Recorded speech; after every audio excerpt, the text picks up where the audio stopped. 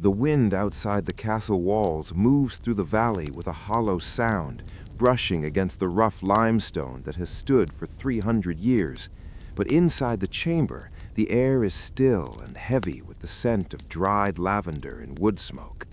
To understand how one sleeps here, one must first understand the stone itself, huge blocks cut by hand and mortared together to form a barrier that is as much about temperature as it is about defense. The cold of the medieval night presses against these walls, seeking a way in through the arrow slits and the narrow windows. But the inhabitants have prepared for this long darkness with layers upon layers of insulation that begin at the very edge of the room. We begin by looking at the walls, which are not bare stone as one might imagine in a ruin, but are covered in tapestries, massive woven cloths of wool and linen that hang from iron hooks near the ceiling and drape all the way to the floor.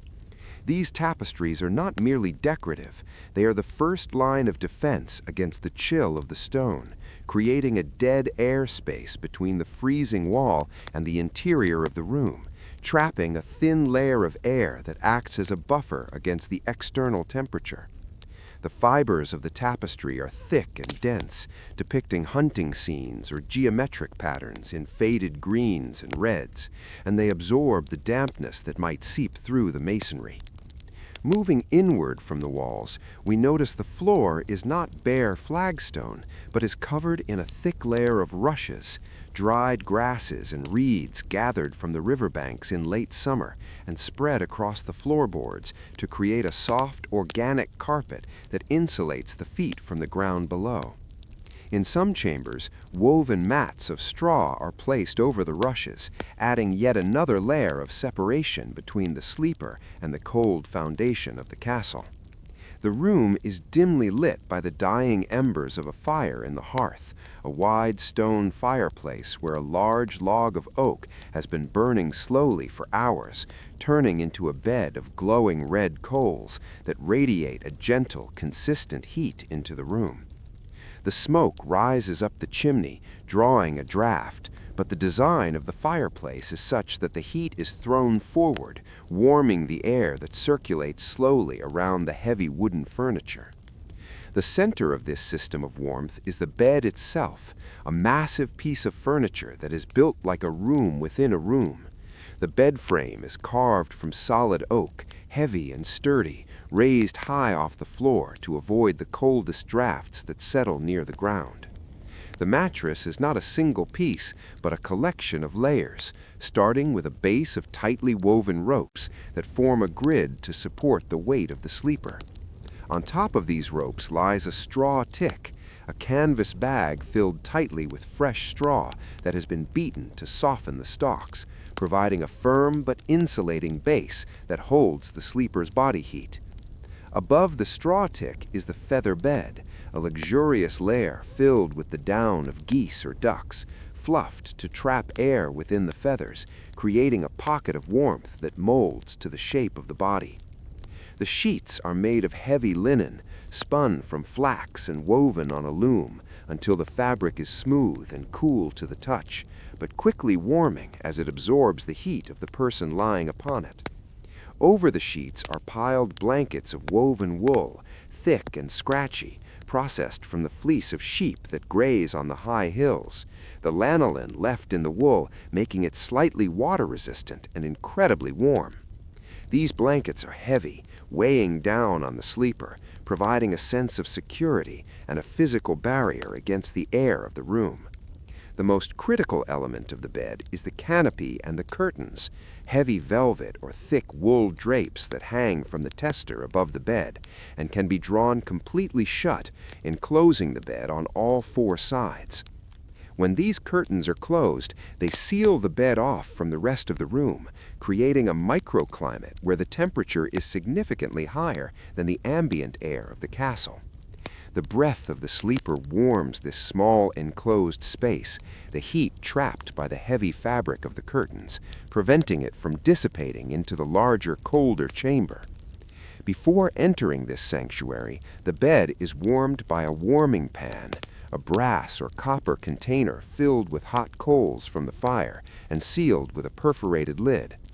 A servant would glide this pan between the sheets, moving it back and forth to banish the chill of the linen and leave a residual warmth that greets the sleeper as they slide beneath the covers. The sleeper wears a nightshirt of linen or wool, long and loose, covering the body from neck to ankle, and crucially, a nightcap on the head. The head is the only part of the body exposed to the air if the blankets slip, so the nightcap, often made of knitted wool or padded linen, ensures that heat does not escape from the scalp.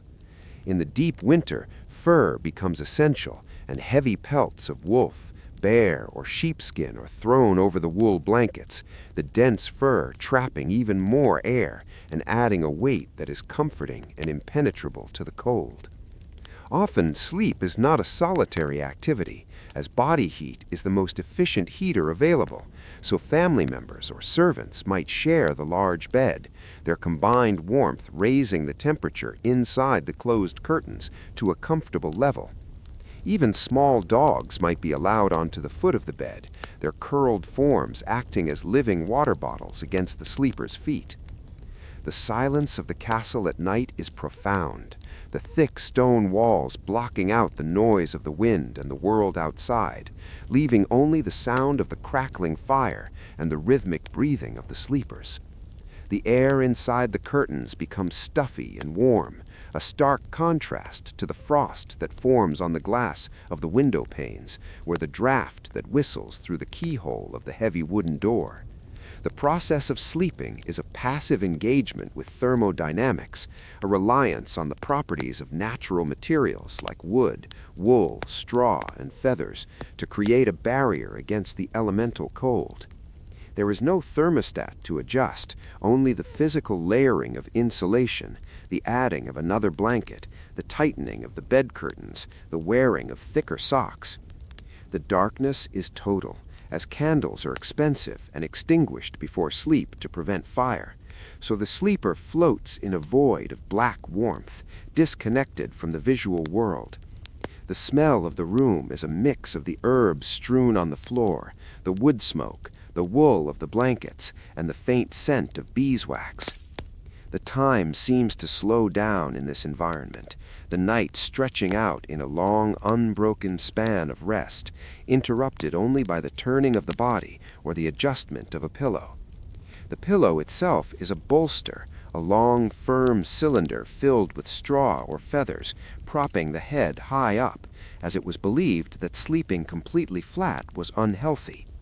The sleeper settles into the hollow they have created in the feather bed, the down rising up around them to cradle their limbs.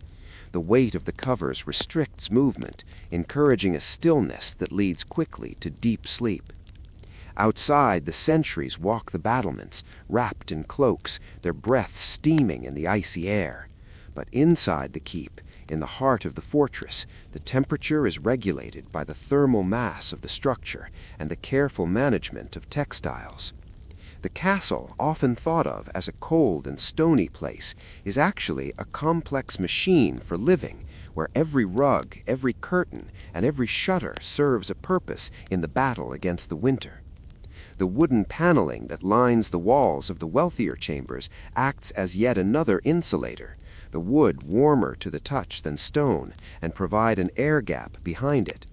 The shutters on the windows are solid oak, barred from the inside, blocking out not just the light, but the wind that tries to push against the glass. The sleeper is cocooned in a nest of natural fibers, a biodegradable sanctuary that has been refined over centuries of trial and error. As the fire dies down to ash in the early hours of the morning, the room cools slightly, but the heat stored within the bed remains, preserved by the heavy curtains. The transition from the warm bed to the cold room in the morning is a shock, a reminder of the hostile environment that has been held at bay for the last 8 hours. But for now, in the depth of the night, there is only the warmth, the weight, and the quiet. The mind drifts, focusing on the texture of the linen sheet against the skin, the scratch of the wool blanket against the chin, the softness of the feather mattress beneath the hip. There is a sense of safety in this enclosure, a primal feeling of being hidden away in a cave, protected from the elements and the predators of the night. The breathing slows, matching the slow decay of the fire in the hearth. The heart rate drops. The body gives itself over to the process of restoration. It is a simple, uncomplicated existence for these hours, defined only by the need to stay warm and the success of the preparations made before dusk. The heavy oak door of the bedroom is bolted, the iron latch cold to the touch, but irrelevant to the sleeper buried under the furs. The ceiling above is beamed with massive timbers, darkened by smoke and age, supporting the floor above, where perhaps others are sleeping in similar beds, a vertical stack of slumbering bodies encased in stone. The castle is a hive of dormant. The continuation of the night is marked not by the ticking of a clock, but by the slow movement of the moon across the arrow slit, casting a pale and shifting rectangle of light that crawls imperceptibly across the floorboards. The stone walls of the chamber, having absorbed the weak heat of the winter sun during the short daylight hours, now act as a vast thermal battery, slowly releasing that stored energy back into the room, though the process is inefficient and the cold always seeks to reclaim the space. We must consider the mortar between the stones, a mixture of lime and sand that has hardened over centuries, filling the gaps where the wind might whistle through. Yet even the best masonry cannot stop the conduction of chill from the outside air through the thick barrier to the inner surface. To combat this, the residents rely heavily on the principle of microclimates, creating smaller and smaller circles of warmth until one reaches the center of the bed. The room itself is the outer circle, the bed curtains the middle circle, and the blankets the inner circle. Outside the bed, the air currents are constantly moving, driven by the temperature difference between the hearth and the windows. The hot air rises from the fire, travels along the ceiling where it cools against the roof timbers, and then falls down the cold outer walls, creating a convective loop that can feel like a draft even when the windows are sealed tight. This is why the bed is often positioned away from the exterior wall, placed closer to the internal partition or the fireplace, though never too close to the fire lest a spark ignite the hangings. The furniture in the room stands silent and imposing, heavy chests of oak reinforced with iron bands, holding the linens and the winter clothes, their wood cold to the touch. The wood itself breathes, expanding and contracting with the humidity of the castle, making occasional creaking sounds that join the symphony of the night. On the table sits a candlestick of pewter, the tallow candle long since extinguished, a droplet of hardened wax clinging to the side, a small monument to the evening's light. The air in the room is thick with the unseen presence of humidity, the dampness that is the constant enemy of the castle dweller, and it is this dampness that makes the cold feel penetrating. To counter this, the tapestries are not just hung flat, but are often pleated or draped to increase their surface area, allowing them to trap more pockets of still air, which is the best insulator available to the medieval builder. Behind the tapestries, the spiders spin their webs in the dark, undisturbed, contributing their own layer of silk to the insulation of the room. The sleeper, deep within the feather bed, is unaware of the microscopic battles between heat and cold occurring in the stonework, but their body is the engine that drives the warmth of the bed. The digestion of the evening meal, perhaps a heavy stew of root vegetables and salted meat, generates metabolic heat that radiates from the skin, warming the air trapped between the layers of wool and linen. The wool fibers, with their natural crimp, hold millions of tiny air pockets, preventing the conductive loss of this heat. If one were to look closely at the blankets, one would see the coarse weave of the yarn spun by hand, the irregularities in the thread, adding to the texture and the warmth. The smell of the wool is distinct, a lanolin scent that is earthy and comforting, grounding the sleeper in the agricultural reality of their world. Sometimes the silence is broken by the sound of the wind changing direction, striking a different face of the tower, causing the draft in the chimney to fluctuate and sending a puff of wood smoke into the room. This smoke hangs in the air, a gray haze that mixes with the scent of dried herbs, adding a preservative quality to the atmosphere. The sleeper turns, the ropes of the bed frame creaking softly under the weight, a sound that is familiar and safe. The concept of sleep in this era is often biphasic, meaning the night is divided into two parts, the first sleep and the second sleep, separated by a period of wakefulness in the dead of night. During this waking hour, the sleeper might lie still in the warmth, contemplating the quiet, or perhaps converse in low tones with a bedmate, the curtains remaining drawn to preserve the heat. The darkness during this interval is profound, a heavy velvet blackness that the modern eye rarely experiences, a total absence of photons that allows the brain to rest completely. The mind does not race with the anxieties of the modern world, but drifts through the simple concerns of the household, the supply of firewood, the curing of meats, the repair of a roof tile. Eventually, the heaviness of the eyelids returns, the warmth of the bed lulls the consciousness back down, and the second sleep begins, often deeper and more restorative than the first. The dawn is still hours away, the sun waiting far below the horizon. The castle guards outside are changing shift, the clanking of armored boots on stone muffled by the thick walls, appearing only as a dull vibration in the floor. Inside the room, the temperature has dropped another degree, the embers in the fireplace now covered in a thick layer of gray ash, glowing only faintly at the very core. The warming pan, once hot, is now cold and pushed to the bottom of the bed, a spent vessel. The dogs on the floor have curled into tighter balls, noses tucked under tails to conserve warmth. The rushes on the floor, dried meadowsweet and sedge, release a faint sweet aroma as the humidity rises slightly. The sleeper's breath is slow and rhythmic, a small cloud of vapor forming and dissipating in the cool air inside the canopy, invisible in the dark. The isolation is complete. There is no electrical hum, no distant traffic, no blinking lights of devices, only the raw, elemental existence of stone, wood, textile, and flesh. The castle is a ship of stone, anchored in a sea of night.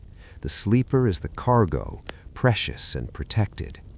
The layers of the bedding are like the strata of the earth, a geological formation of comfort. The linen sheet is the sediment, smooth and cool. The wool blankets are the crust, rough and protective. The fur coverlet is the vegetation, dense and wild. The feather bed is the magma, soft and yielding. The sleeper floats on this geology, suspended in time. The heavy oak door to the chamber is not just a barrier, but a seal, its iron hinges greased with tallow to prevent squeaking, its keyhole often stuffed with a piece of cloth to stop the draft. The corridor outside is a tunnel of freezing air, wind sweeping through the spiral staircases, but here, inside the door, the air is still. The stillness is heavy, pressing down on the ears, a blanket of silence. The mind is empty of thought, existing only in the sensation of warmth and the absence of light. The body is heavy, sunk deep into the feathers, the muscles completely relaxed, the tension of the day dissolved. The heartbeat is slow and steady, a drum in the deep. The blood circulates, carrying warmth to the fingers and toes, fighting the entropy of the universe. The night stretches out, a vast plain of time to be crossed without haste. The sleeper is a traveler in this land of nod, moving slowly towards the morning. The heavy velvet of the bed curtains absorbs sound, deadening the acoustics of the enclosed space, making the breathing sound loud and close. The texture of the velvet is soft under the fingertips, a tactile anchor in the void. The pattern on the fabric, perhaps a repeating motif of fleur-de-lis or a heraldic lion, is unseen but known.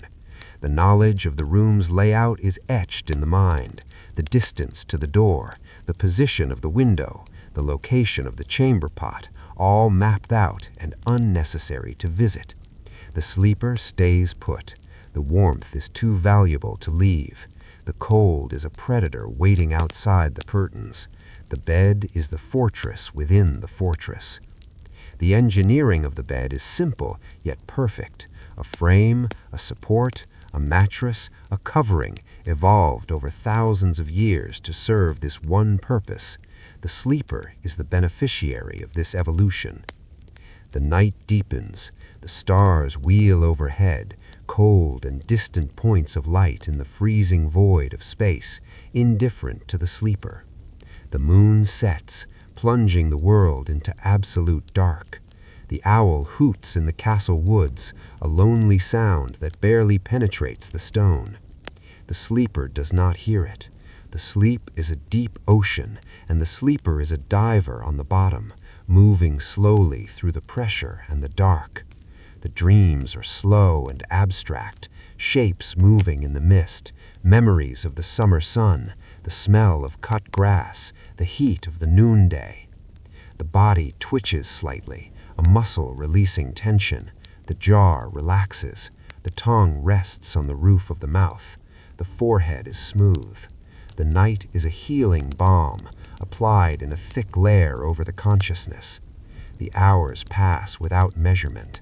The fire is dead now, just a pile of cold ash and charred wood, the heat it gave completely absorbed by the room or lost up the chimney.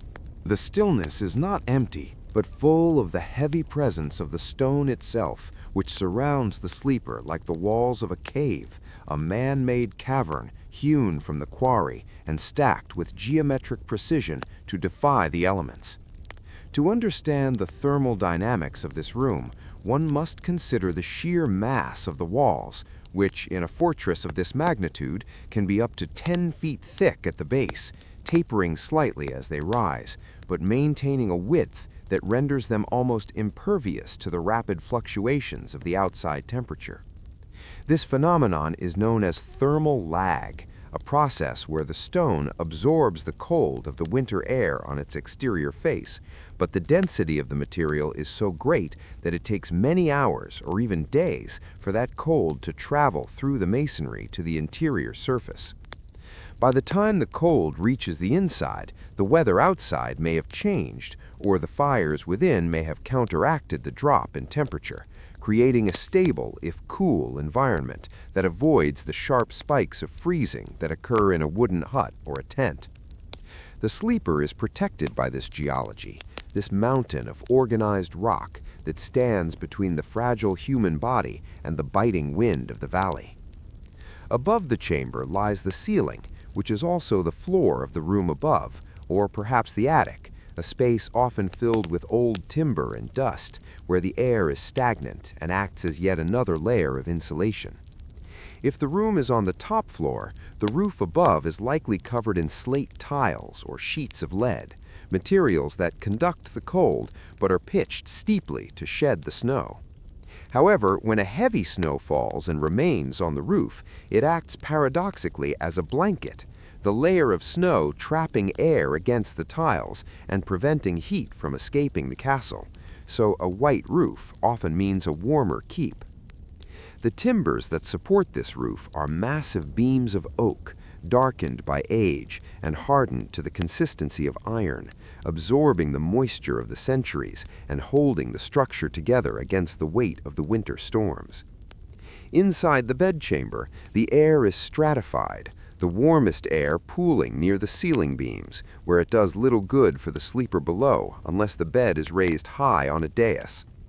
The bed itself is a micro-architecture, a wooden island raised on legs that are often carved in the shape of lions or griffins, their paws resting on the cold floor while the sleeper hovers above.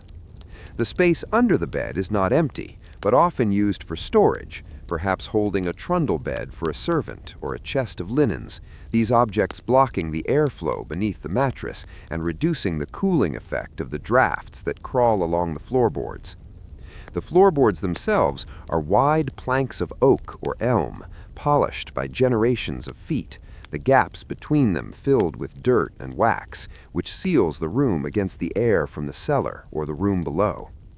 In the silence of the deep night, one might hear the settling of the building, the groan of a timber as the temperature changes, a sound that is not alarming, but rhythmic, the heartbeat of the house.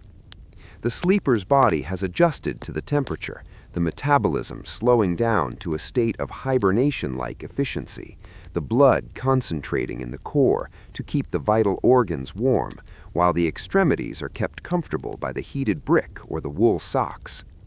The wool of the socks is significant, likely knitted by hand from yarn that retains the natural oils of the sheep, making it resistant to the damp and capable of keeping the skin warm even if it becomes slightly moist from perspiration.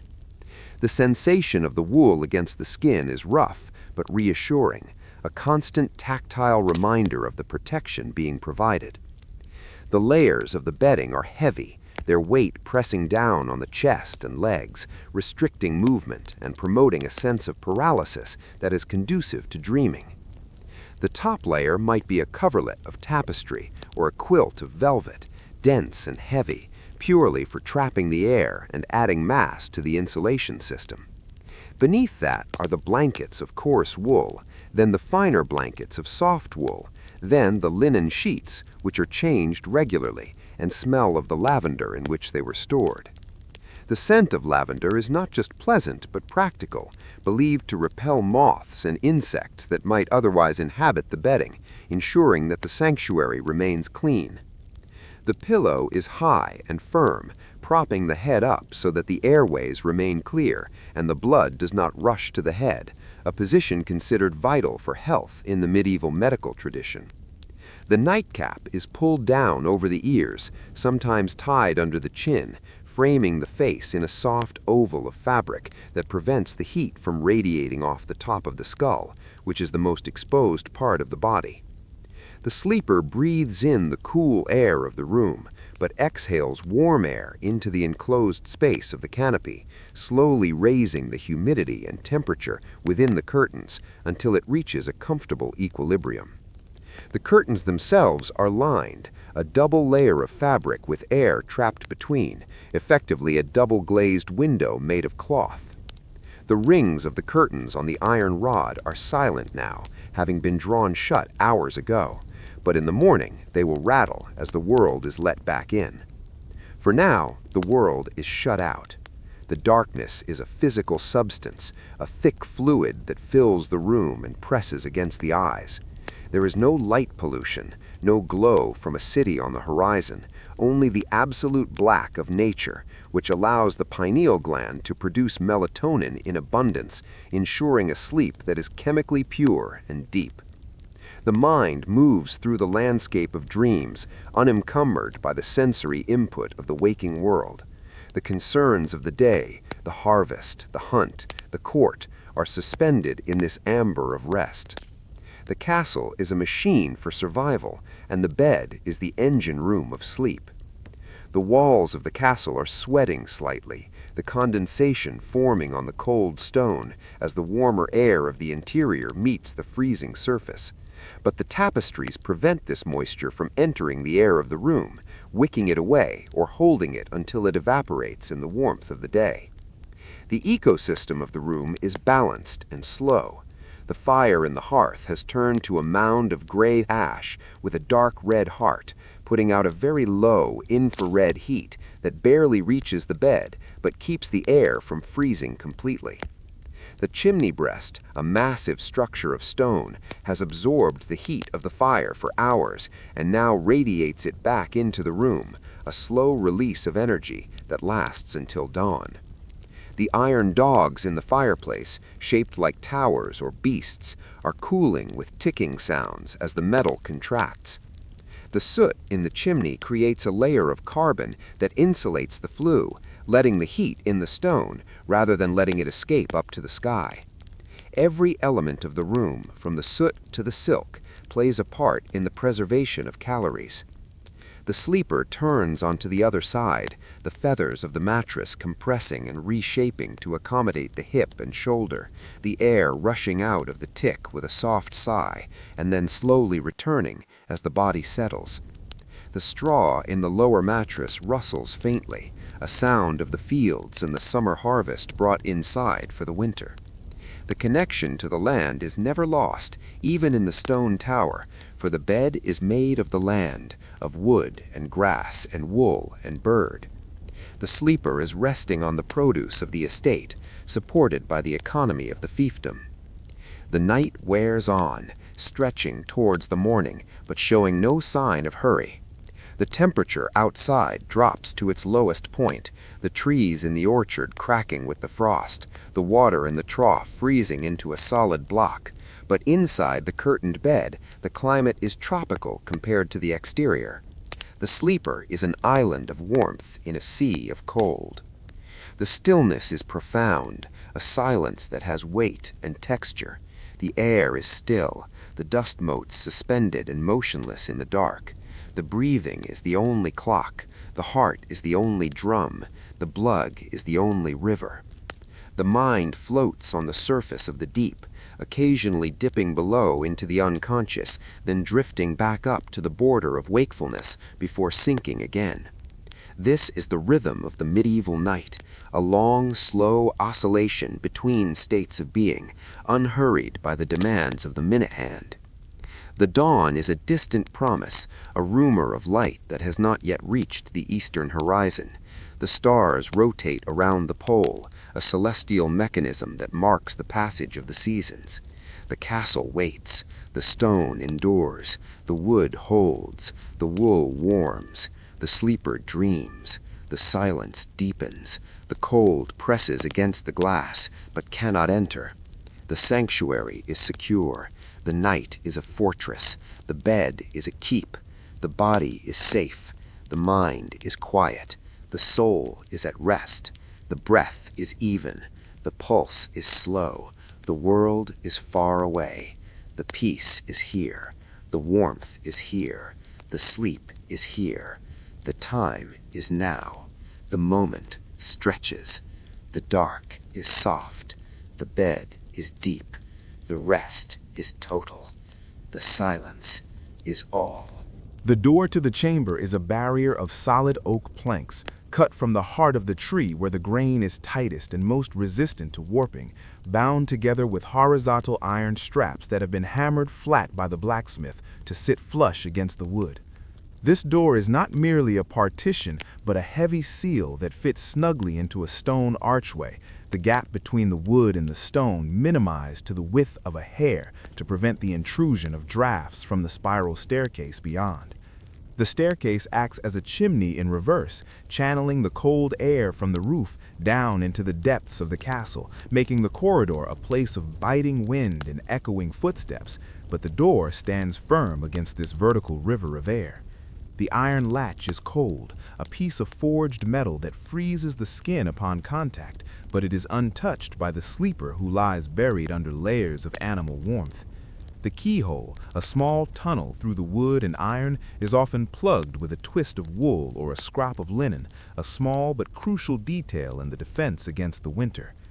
Inside the room, the air is stagnant in the best possible way, stratified into layers of temperature that remain undisturbed by sudden movements.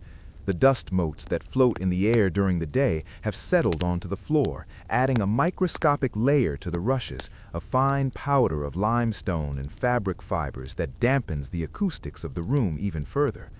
The silence is not just an absence of noise, but a physical pressure, the result of tons of masonry absorbing the vibrations of the world. The sleeper's ears, pressed against the linen pillowcase, hear only the low thrum of their own blood circulating through the veins, a rhythmic whooshing sound that mimics the tides. The linen of the pillow is smooth and cool, a fabric produced from the fibers of the flax plant, which requires a long process of soaking, beating, and spinning to achieve this texture. The flax was likely grown in the fields surrounding the castle, harvested in the late summer, and processed by the hands of the villagers, creating a direct link between the agriculture of the valley and the comfort of the Lord's bed. This linen is conductive, drawing heat away from the face initially, but quickly warming to body temperature, becoming a second skin that breathes and absorbs moisture. The sleeper's head is cradled in this organic material, the neck supported by the density of the feathers inside the pillow. The feathers themselves are a marvel of natural engineering, the downy barbs trapping air in a chaotic lattice that defies the conduction of heat. Each feather has been plucked, cleaned, and stuffed into the tick, creating a collective resistance to compression that keeps the head elevated and the spine aligned. The sleeper shifts slightly, the movement dampened by the sheer weight of the covers. The heavy wool blankets create a sensation of being swaddled, a return to the security of infancy where movement is restricted and safety is absolute. The weight is distributed evenly across the body, pressing down on the shoulders, the hips, the knees, grounding the sleeper in the mattress.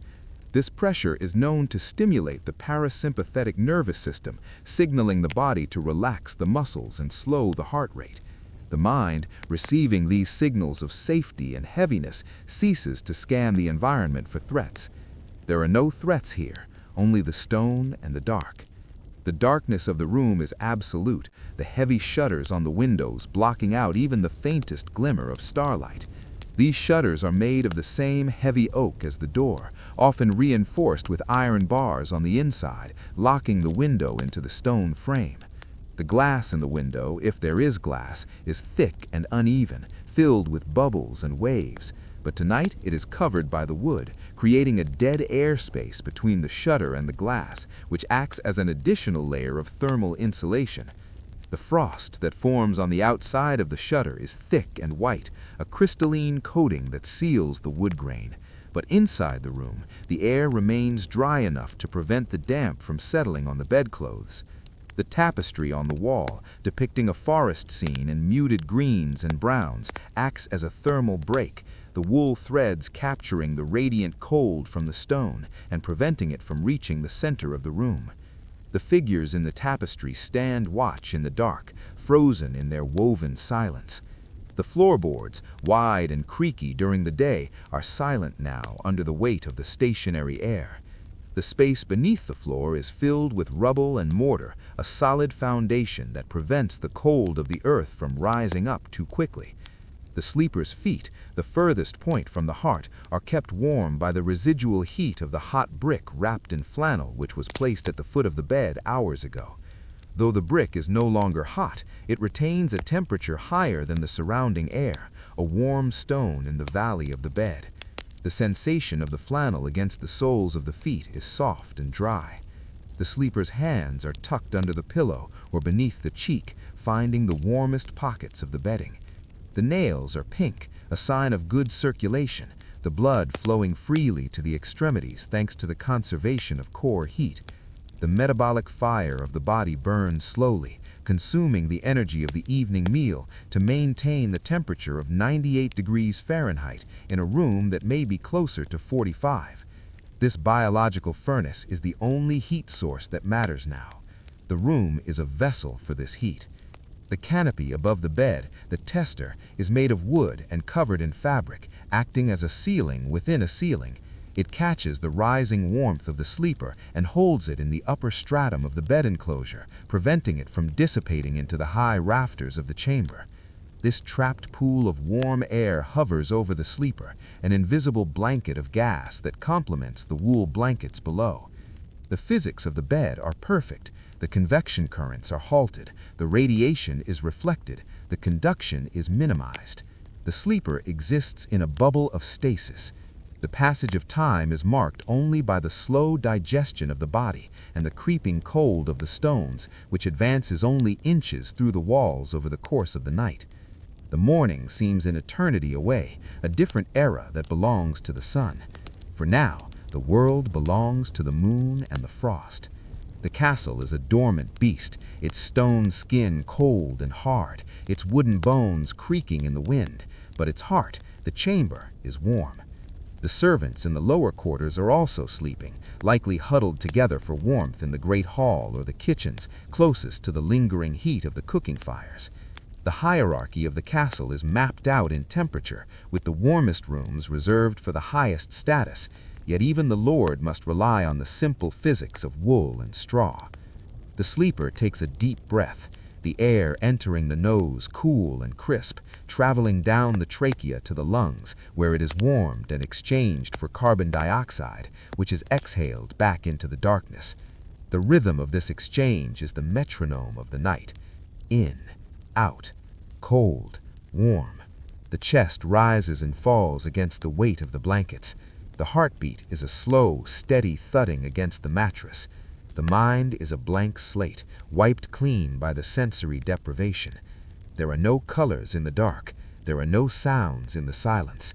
There is only the feeling of the fabric, the warmth of the skin, the heaviness of the limbs. The sleeper is anchored in the present moment, floating in the void. The concept of the future dissolves. The memories of the past fade. There is only the bed.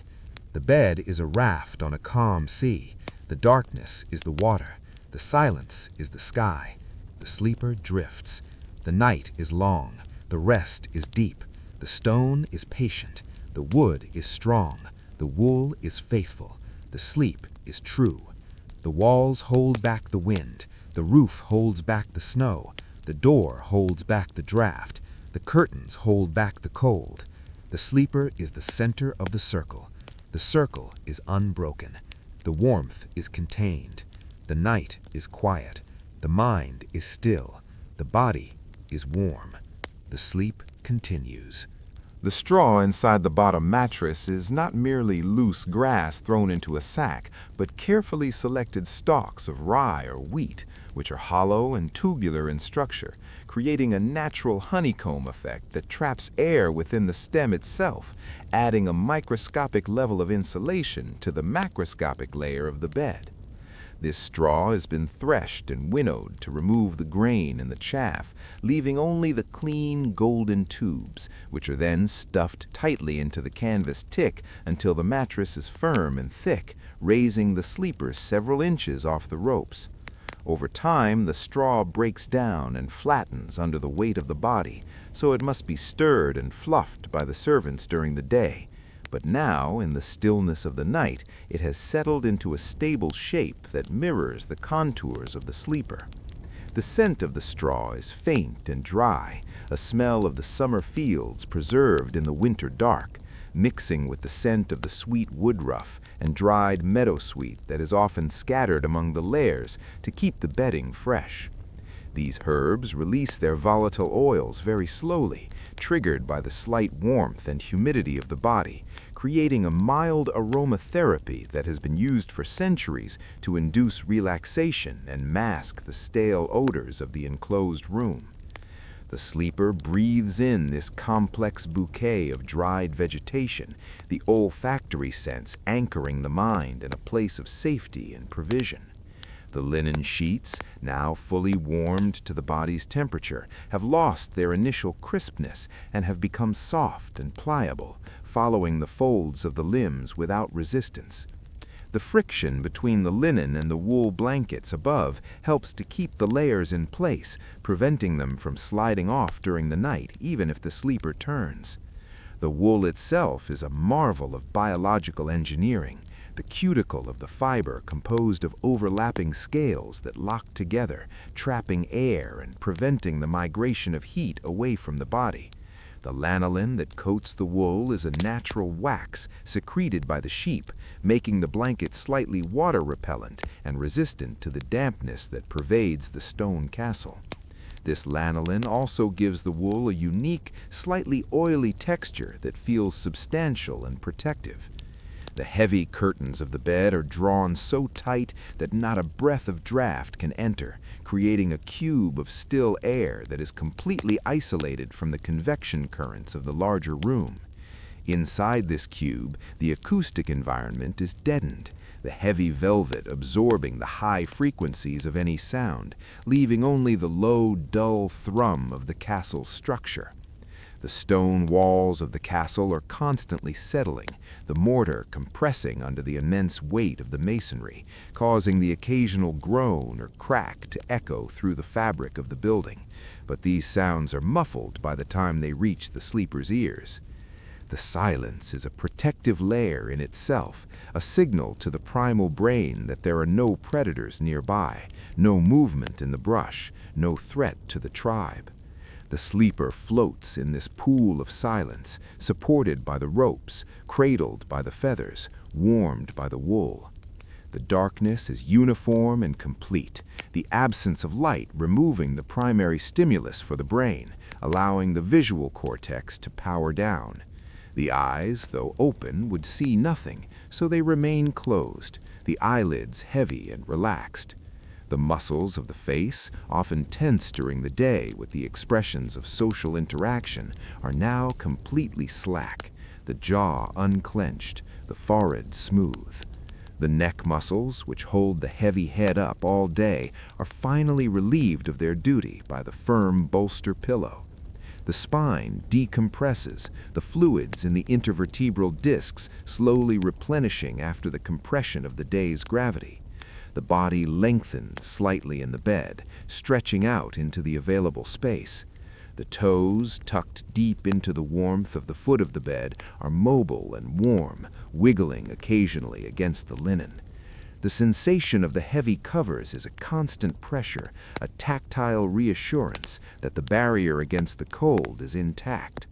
The mind wanders through the geography of the castle, imagining the thick walls, the iron-bound doors, the guards on the wall, the moat filled with dark water, all concentric circles of defense that protect this single point of rest. The sleeper is the kernel inside the nut, the precious cargo inside the hold. The wind outside may howl and batter the stone, seeking a way in, but the geometry of the castle deflects it, the round towers shedding the wind, the arrow slits too narrow to admit the gale. The elements are kept at bay by the intellect of the architect and the labor of the mason. The sleeper benefits from this legacy of stone. The night is a long tunnel, and the sleeper is moving through it at the speed of breath. There is no hurry to reach the end. The destination is the morning, but the journey is the sleep itself. The state of half-sleep or hypnagogia lingers for a long time, a drift zone where thoughts become images and logic dissolves into feeling. The brain waves slow down, moving from beta to alpha to theta, the electrical activity of the mind calming like a sea after a storm. The body temperature drops slightly as the sleep deepens, a physiological energy-saving mode that matches the cooling of the room. The room is a cold storage for the day's activities, preserving the furniture and the tapestries in a state of suspended animation. The wood of the wardrobe, the iron of the hinges, the pewter of the basin, all are cold and waiting. The sleeper alone is warm. The contrast between the cold room and the warm bed is the definition of comfort. If the room were warm, the bed would be stifling, but because the air is biting, the nest of blankets is paradise. The interplay of hot and cold is essential to the experience. The sleeper pulls the covers up higher, burying the nose in the linen, leaving only the eyes and the top of the head exposed to the microclimate of the canopy. The nightcap creates a final seal, a wool helmet that keeps the thoughts in and the cold out. The tassel of the cap lies soft against the pillow. The breathing is deep and abdominal, the diaphragm moving the heavy quilt up and down with a rhythmic motion that is hypnotic to the self. The air inside the canopy is recycled, becoming richer in carbon dioxide, which acts as a mild sedative, further encouraging the depth of the sleep. The ecosystem of the bed is self-sustaining, a closed loop of heat and gas that supports the life of the sleeper. The hours pass without measure. There is no bell tolling in the distance, for the wind carries the sound away. There is no light shifting on the wall, for the moon is hidden or the shutters are too tight. There is only the duration of the rest. The The sleeper exists in a timeless state, a pure existence of being. The worries of the estate, the politics of the court, the debts and the duties are all left outside the heavy oak door. Inside, there is only the biological imperative to recharge. The cells of the body repair themselves, the immune system strengthens, the memories of the day are filed away in the library of the mind. The sleep is active work, a restoration of the self, performed in silence and darkness. The stone of the walls absorbed the silence, storing it up to release it during the day, but now it is fully saturated with quiet. The floorboards are still, the mice in the wainscoting are quiet, or perhaps their scratching is too faint to penetrate the heavy hangings of the bed. The world is reduced to the immediate sensation of the skin against the fabric. The roughness of the wool blanket where it touches the neck is a reminder of the animal origin of the warmth. The smoothness of the sheet is a reminder of the plant origin of the comfort. The sleeper is connected to the earth through these materials. The bed is a garden of textures. The mind sinks deeper, past the level of dreams, into the black void of delta sleep, where there is no image, no sound, no self, only the pure function of the organism. This is the oblivion that the night promises, the temporary death that refreshes the life. The castle protects this oblivion. The walls are thick enough to stop an army, so they are surely thick enough to stop the noise of the wind. The sleeper is safe. The night is kind. The cold is a blanket that covers the world, keeping it still. The frost deepens on the window ledge, building up in layers like the sediment of rock. The water in the basin develops a skin of ice, a thin, transparent sheet that will thicken by dawn. The fire is long dead, the heat it gave now just a memory in the stone of the hearth. The room is at its equilibrium, the temperature stabilized at the temperature of the castle core. It will not get any colder. The sleeper is acclimated. The body heat is sufficient. The system works. The bed is a triumph. The night is a success. The silence is unbroken. The peace is total. The sleeper lies motionless, a statue of flesh wrapped in wool, breathing the ancient air of the keep. The history of the castle is a history of nights like this, of men and women sleeping through the winter, waiting for the spring. The sleeper is part of this lineage, a link in the chain of nights. The structure of the bed is not merely a piece of furniture, but a room within a room, a distinct architectural entity that possesses its own ceiling, walls, and atmosphere. The ceiling of the bed, known as the tester, is a heavy wooden frame, often paneled with oak or covered in stretched fabric, designed to catch the rising heat of the sleeper and prevent it from ascending into the lofty and freezing heights of the castle chamber. Dust settles on the top of this tester, undisturbed for years, a layer of gray silence that adds a negligible but existing amount of insulation to the roof of the sleeper's sanctuary. The wood of the tester is joined to the 4 massive posts that stand at the corners of the bed, pillars of turned wood that are thick as small trees, carved with spirals or flutes that catch the shadows in the daylight, but now stand as invisible sentinels in the dark. These posts are anchored into the floor, but the bed itself floats between them, the mattress suspended on a lattice of ropes that have been tightened with a bed key, a wooden tool used by the servants to ensure the tension is sufficient to support the human form without sagging into a hammock shape. The ropes are made of hemp, rough and strong, crying out with a dull friction sound when the sleeper shifts their weight, a sound that is low in frequency and does not disturb the rest.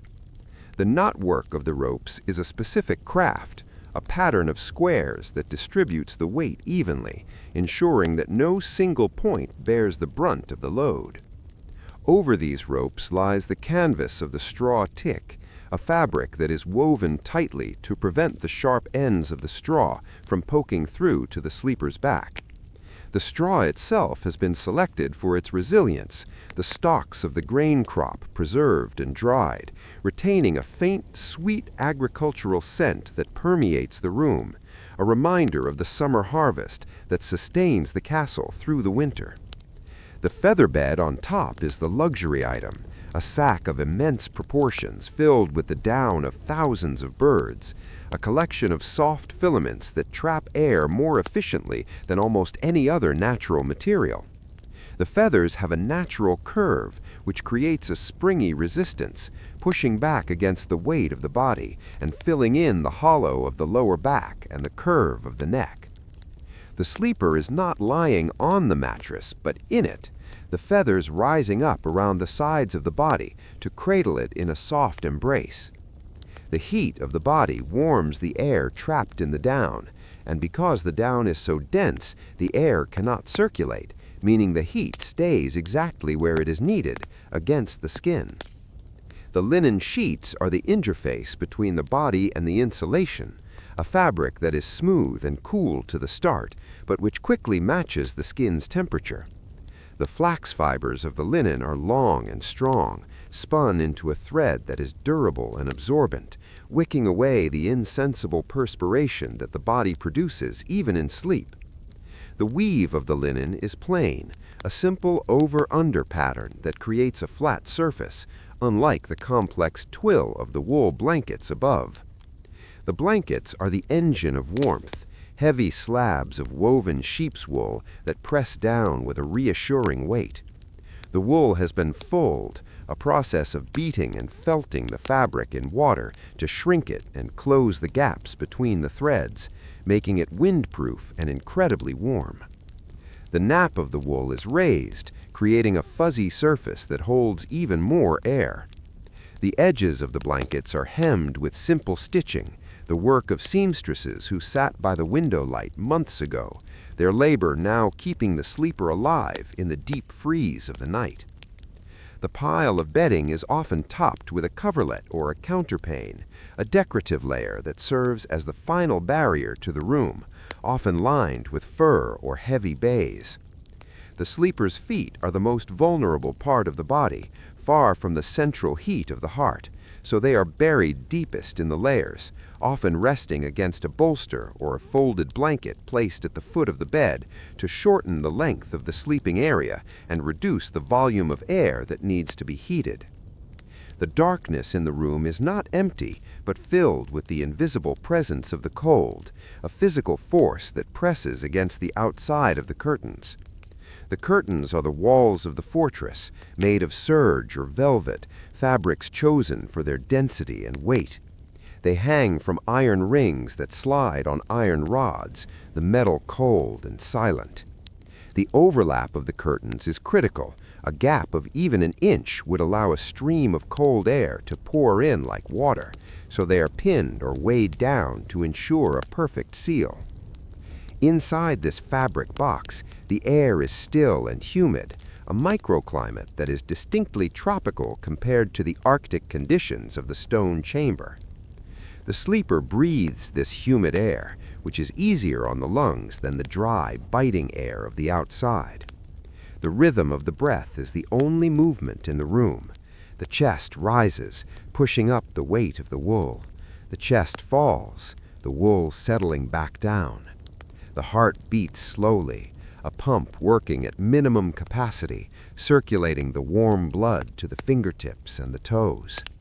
The brain is in a state of suspension, the conscious mind turned off, the subconscious mind drifting through vague and formless thoughts. There is no anxiety here, for the castle is locked, the guards are posted, the walls are thick, and the bed is warm. The sense of security is total. The sleeper is a child of the castle, protected by the stone father and the wooden mother. The floor of the room is covered in rushes, which have dried and settled into a mat of vegetation, insulating the room from the cold of the cellar or the earth below. The smell of the rushes is dusty and herbal, mixing with the smell of the wood smoke that clings to the walls. The stone of the walls is limestone or granite, materials that were formed millions of years ago, cold and indifferent to the human life within, but the humans have conquered the stone with textiles. The tapestry that hangs on the wall is a wool picture, a woven story that acts as a thermal break. The air gap behind the tapestry is a dead zone where the cold is trapped, preventing it from radiating into the room. The window shutters are barred, the wood swollen slightly with the damp, making the seal even tighter. The wind outside may be blowing from the north, bringing snow from the mountains, but inside the room, the air is motionless. The candle on the stand has burned down to a pool of wax, the wick black and curled, the flame long extinguished. The darkness is a comfort, a blanket for the eyes. The absence of visual stimulus allows the other senses to recede. The hearing focuses on the silence, which is not a lack of sound, but a specific quality of the atmosphere, a dampening of vibration caused by the heavy fabrics. The touch focuses on the texture of the linen and the warmth of the self. The taste is the neutral taste of sleep. The smell is the smell of the house. The sleeper turns, the movement slow and deliberate, shifting the center of gravity without breaking the seal of the covers. The feathers rearrange themselves with a soft rustle, accepting the new position. The warmth is redistributed. The sleep continues. The night is a long river that flows towards the dawn, but the current is slow. The sleeper floats on this river, drifting past the hours without counting them. There is no need to know the time. The sun will rise when it rises. The rooster will crow when it crows. Until then, the duty of the sleeper is to rest. The body repairs the micro-tears in the muscles, replenishes the neurotransmitters in the brain, filters the toxins from the blood. This biological maintenance requires energy, and that energy is conserved by the insulation of the bed. The bed is a tool for health, a medical device made of wood and wool. The sleeper's face is relaxed, the lines of worry smoothed out by the gravity and the dark. The mouth is slightly open, the breath passing easily. The dreams are abstract, colors and shapes that have no meaning, drifting like clouds in a summer sky. The connection to the waking world is severed. The sleeper is alone in the universe of the bed. The castle around them is a sleeping giant, a hive of inactivity. The horses in the stable are sleeping, standing up in their stalls, their breath steaming in the cold. The dogs in the kennel are sleeping, huddled together in a pile of fur. The servants in the hall are sleeping, wrapped in their cloaks near the dying fire. The entire community is united in the act of sleeping, a collective hibernation that waits for the sun. The cold of the winter is the enemy, but it has been defeated by the technology of the loom and the carpenter's plane. The bed is the victory. The warmth is the prize. The sleeper enjoys the spoils of this war against the elements. The sensation of warmth is not just physical, but emotional, a feeling of being cared for, of being safe.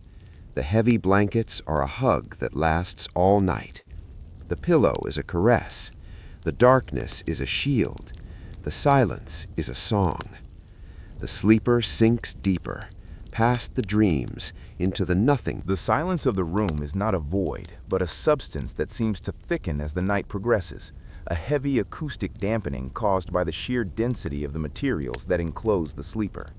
The stone walls, being porous, absorb a fraction of the sound waves that might bounce around the chamber, while the tapestries and the bed hangings absorb the rest, creating a dead room where the only audible frequency is the low and rhythmic sound of respiration. The sleeper's breath leaves the body at a temperature of 98 degrees, a warm exhaust that contributes infinitesimally to the heating of the microclimate inside the curtains, mixing with the cooler air trapped in the canopy to create a localized zone of humidity that is kind to the mucous membranes. The exchange of air through the fabric of the curtains is slow, governed by the laws of partial pressure, allowing fresh oxygen to filter in from the larger room while the stale air drifts out, a passive ventilation system that requires no mechanical intervention.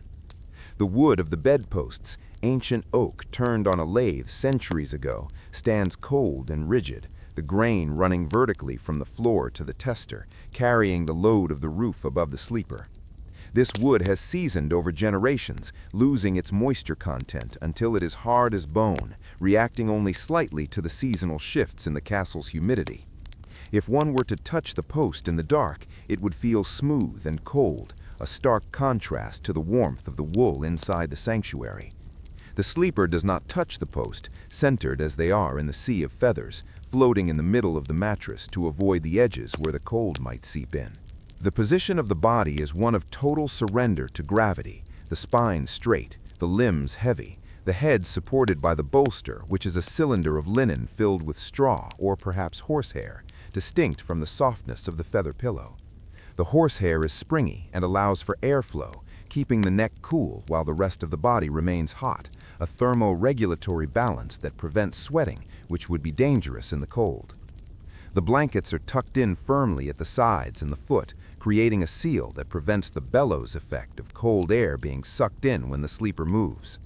The weight of the bedding is significant, perhaps 20 pounds of wool and fur pressing down, a pressure that provides a continuous tactile signal of presence and security. The mind interprets this weight as a hug, a protective embrace that allows the vigilance centers of the brain to stand down. The dreams that float through the mind are slow and viscous, lacking the frenetic pace of modern anxiety, composed of the simple imagery of the medieval world, the breen of the forest, the gray of the stone, the red of the fire. The sleeper turns onto their back, the feathers parting to accept the shoulder blades, the straw beneath rustling with a dry whisper that is instantly swallowed by the velvet curtains. The ceiling of the room, high above the tester, is lost in the shadows, a dark void where the heat of the day has long since dissipated, leaving the rafters to freeze in the gloom. The air up there is still and cold, layering itself according to density, with the coldest air sinking slowly towards the floor, but the canopy of the bed intercepts this falling cold, shedding it to the sides like a roof sheds rain. The sleeper is dry and warm beneath this architectural umbrella. The floor is a landscape of rushes and dust, a cold plain that stretches to the walls, inhabited only by the drafts that scurry like small animals along the boards. The furniture stands like silent monoliths in the dark, the wardrobe with its doors shut tight on the cold linen within, the chest with its heavy iron lock, the stool with its 3 legs resting on the uneven floor. These objects are dormant, awaiting the light, their surfaces cooling as they radiate their stored heat into the room. The sleeper is the only heat source that remains active, a biological furnace converting chemical energy into thermal energy, a small star in a dark universe. The blood pumps steadily, a hydraulic system that never rests, pushing warmth to the skin where it is trapped by the boundary layer of air held by the wool. The efficiency of this system is high, the heat loss minimized by the layers of insulation. The night is static, a frozen moment that extends for hours. The frost on the window pane thickens, the ice crystals growing in fractal patterns that block the view of the valley, sealing the castle in a white opacity. The wind outside may have died down, or it may be raging, but inside the bed, the weather is constant. The temperature inside the curtains is perhaps 60 degrees, while the room is 40, and the outside is 10. These gradients of temperature are the walls of the sleeper's reality. The body rests in the center, the most protected point. The feeling of the sheet against the cheek is the only sensory input that remains sharp, the contrast between the warm skin and the slightly cooler linen, a pleasant sensation that anchors the awareness. The legs are heavy logs, sunk deep into the mattress. The arms are relaxed at the sides. The hands are open. The fingers are warm. The toes are warm. The ears are warm under the cap. The nose is cool at the tip, but warm at the base. The eyes are still behind the lids. The breathing is a slow tide, in and out, effortless and deep. The heart is a slow drum. The mind is a calm lake. The thoughts are ripples that fade before they reach the shore. The darkness is a soft weight on the eyes. The silence is a heavy weight on the ears. The wool is a soft weight on the body. The bed is a nest. The room is a cave. The castle is a mountain. The sleeper is a seed buried deep in the earth, waiting for the spring. But the spring is far away. The winter is here. The night is here. The cold is here. But it does not matter. The insulation holds. The warmth stays. The sleep deepens. The cycle of rest continues, minute by minute, hour by hour, a slow accumulation of energy that will power the next day. The sleeper is unaware of the passage of time, existing in a state of suspension where the only reality is the warmth and the dark. The stone walls continue their slow work of delay, holding back the freezing night with their sheer mass. The wood of the shutters continues to block the wind. The wool of the blankets continues to trap the air. The feathers of the bed continue to cradle the form. The system is perfect. The night is peaceful. The sleeper is safe. The silence is absolute. The night has reached its nadir, the point of deepest silence where the rotation of the earth seems to pause and the castle holds its breath in the grip of the winter dark. The temperature in the chamber has stabilized at its minimum, distinct from the freezing exterior by the virtue of the thermal mass that surrounds the sleeper. But it is cold enough that a basin of water left on the table would now have a solid lid of ice. The sleeper, however, is oblivious to this phase change of water, for the environment within the curtains remains fluid and temperate, maintained by the steady output of biological heat. To understand the success of this system, one must look at the physics of the bed hangings, which are not merely curtains, but a thermal envelope, often made of wool dyed in deep reds or greens, colors that absorb the dim light rather than reflecting it, adding to the visual warmth of the space. The fabric is heavy, woven with a tight warp and weft to prevent the passage of air molecules, creating a boundary layer where the air velocity is effectively zero. In this stagnant air, heat transfer by convection is eliminated, leaving only the very slow process of conduction through the thick material. The sleeper lies in the center of this engineered stillness, suspended on the feathers, which act as tiny springs distributing the pressure on the skin so that no single point loses circulation. The lack of pressure points means the sleeper does not need to turn often, reducing the movement that would pump cold air into the bed. The stillness, therefore, is self-reinforcing, as the comfort leads to immobility, and the immobility leads to warmth. The air inside the canopy has a slightly higher carbon dioxide content than the air outside, a natural byproduct of respiration, which in mild concentrations acts as a sedative, further deepening the sleep state. The smell of the air is personal and warm, distinct from the sharp ozone smell of the frost outside. The linen sheet that touches the skin has absorbed the moisture of the night, moving it away from the body into the upper layers of wool, where it slowly evaporates into the room. This wicking action is crucial, for if the skin were wet, it would lose heat 20 times faster than if it were dry. The technology of the textile is the unsung hero of the medieval night. The wool fiber, with its crimped structure, creates a loft that resists compression, keeping the blankets thick even under their own weight. The weight itself is a comforting variable, pressing the body down into the mattress, mimicking the sensation of being held, which lowers the cortisol levels in the brain and promotes the release of serotonin. The mind floats on this chemical tide, drifting through a landscape of abstract thought that has no edges and no urgency. The darkness is a soft velvet band across the eyes. The silence is a heavy blanket over the ears. The castle outside is a structure of defense designed to repel arrows and battering rams, but tonight it serves only to repel the wind. The thick walls are a shield against the weather. The narrow windows are the eyes of the fortress, now closed and silent. The heavy door is the mouth, now shut and silent. The sleeper is the heart, beating slowly in the chest of the stone beast. The rhythm of the heartbeat is slow and regular, 60 beats per minute, or perhaps 55, a metabolic metronome that counts the seconds of the night. The blood pumps steadily, a hydraulic system that never rests, pushing warmth to the skin where it is trapped by the boundary layer of air held by the wool. The efficiency of this system is high, the heat loss minimized by the layers of insulation. The night is